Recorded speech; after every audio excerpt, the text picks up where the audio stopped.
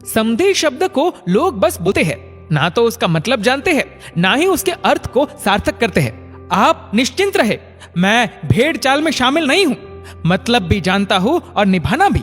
किशोर जी ने माधव जी से कहा। किशोर जी के बेटे की पहली शादी आपसी मनमुटाव के चलते टूट गई थी। उन्होंने अपने बेटे की दूसरी शादी करवाई। रिश्ता किशोर जी के जीजा जी ने ही करवाया था।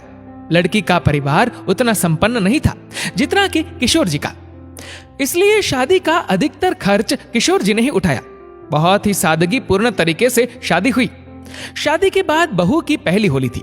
किशोर जी के यहाँ भी अधिकतर परिवारों की तरह रस्म थी कि पहली होली पर ससुराल पक्ष और बेटी के लिए बेटी के मायके से उपहार भेजे जाए।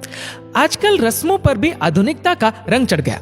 अब लोग कपड़े भेंट करने की बजाय महंगे तोहफे, चांदी के बर्तन, ड्राई फ्रूट्स, कई चीजों के तो बाहरी पैक ही इतने महंगे होते हैं कि अंदर मौजूद सामग्री उससे सस्ती होती है। किशोर जी की समधी माधव जी इसी चिंता में घुले जा रहे थे कि बेटी की शादी के वक्त का कर्ज भी बाकी है और अब इतना बड़ा त्योहार, इतने बड़े घर की बहू है, तोहफा भी उनके अनुसार ही देना पड़ेगा। माधव जी ने अपनी बेटी सौम्या को फोन लगाया। बेटी कैसी हो, सब कुशल मंगल तो है? सास ससुर दामाद जी सब ठीक है ना? सौम्या ने कहा, अरे पिताजी इतने सारे प्रश्न एक साथ, आप ठीक तो हो? कुछ परेशान से लग रहे हो। माधव जी ने कहा, नहीं बेटा, बेटियों के बाप कब चिंता से मुक्त होते हैं। ये तो मन का वहम है कि बेटे के हाथ पीले कर दो तो सारी चिंता दूर।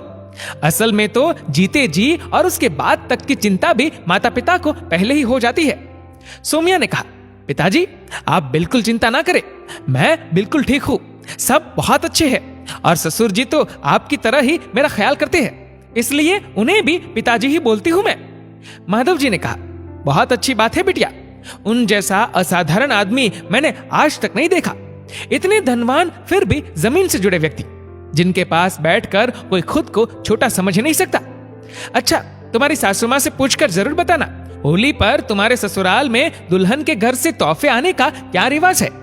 सौम्या ने कहा, ठीक है पिताजी, पर आप ज्यादा खर्च मत करना, मेरी 2 बहनें और भी है।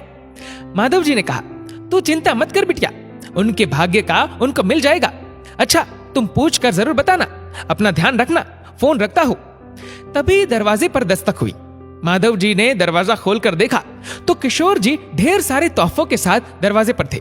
माधव जी ने कहा, अरे समधी जी आप आइए, आपने इतना कष्ट क्यों किया, मैं तो 1-2 दिन में आपकी तरफ आने ही वाला था। किशोर जी ने कहा, अरे बैठने तो दीजिए, समधन जी और दोनों बेटियों को भी बुला लीजिए। माधव जी ने कहा, जी जरूर। अरे सुनो, देखो समधी जी आए हैं, चाय नाश्ते का बंदोबस्त करो। दोनों बेटियों ने भी आकर प्रणाम किया। किशोर जी ने कहा, लो बच्चों, तुम्हारे लिए होली के तोहफे और कुछ मिठाइयां। माधव जी ने हाथ जोड़ते हुए कहा, समधी जी इतना शर्मिंदा ना करे, शादी में भी आपने जिद करके इतना खर्चा किया, अब ये तो बेटी के बाप का फर्ज है, मुझे मेरी औकात के अनुसार पूरा करने दे। बेटी के घर के तोहफे देकर मुझे पाप का भागीदार ना बनाए।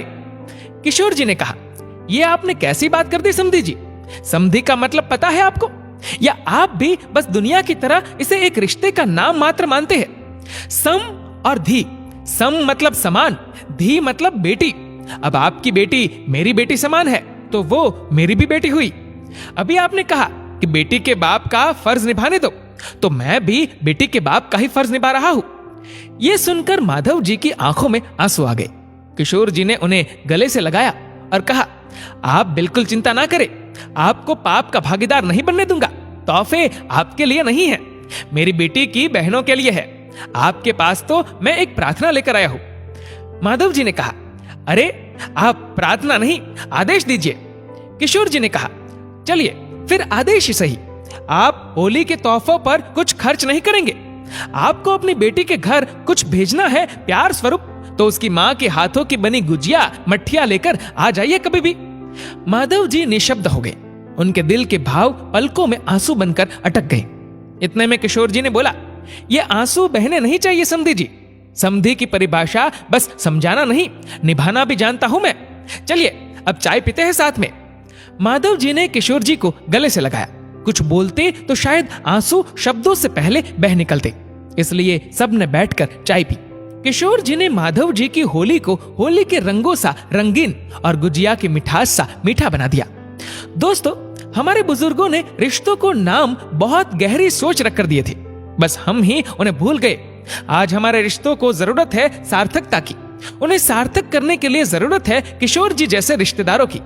यदि हमारा कोई रिश्तेदार ऐसा नहीं है तो हम खुद ऐसा बनकर इस होली से शुरुआत करते हैं सबका त्योहार खुशनुमा बनाने की। दोस्तों, इस वीडियो को लेकर आपकी क्या राय है नीचे कमेंट करके जरूर बताएगा।